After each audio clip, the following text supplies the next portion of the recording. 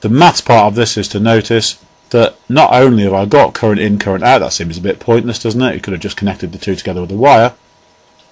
But you'll notice that this is 6 volts, this is 12 volts. Those of you that are good at ratios will notice that's the same as the ratio of the turns.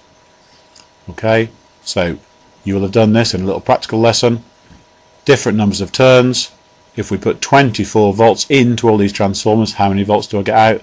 Look at the ratio of turns. This is 2 to 1. So if I put 24 volts in, I'll get 12 volts out.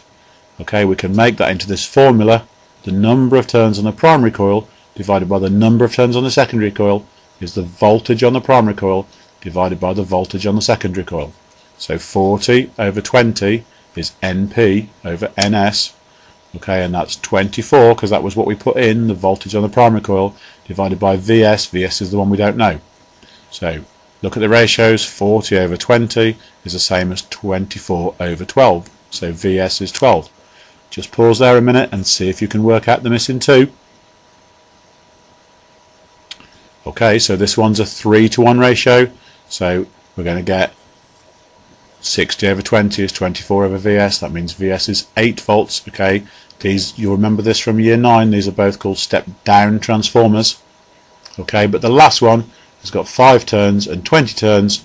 So this is a step up transformer. Okay, and we're going to get 96 volts on the output on the secondary coil.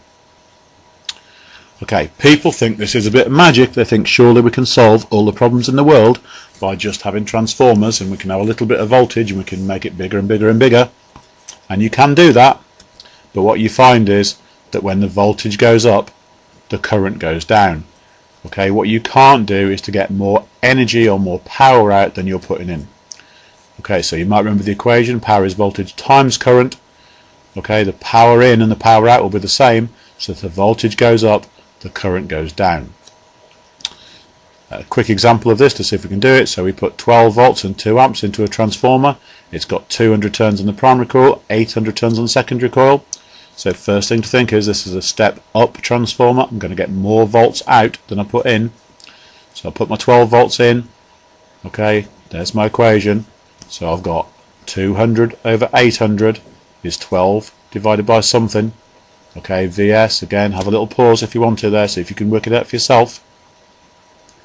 So that gives me VS equals 48 volts. Okay, but I'm only going to get the same power out as I put in. How do I work out power? I do voltage times current. So the power in is VP times IP. 12 times 2 is 24 watts. I can only get 24 watts out. So VS times IS has also got to come to 24, but now VS has come to 48 volts. IS must only be half an amp. So although it's called the step up transformer because the voltage goes up, when the voltage goes up, the current goes down, and the best you can ever get from a transformer is whatever power you put in, you get the same amount of power out.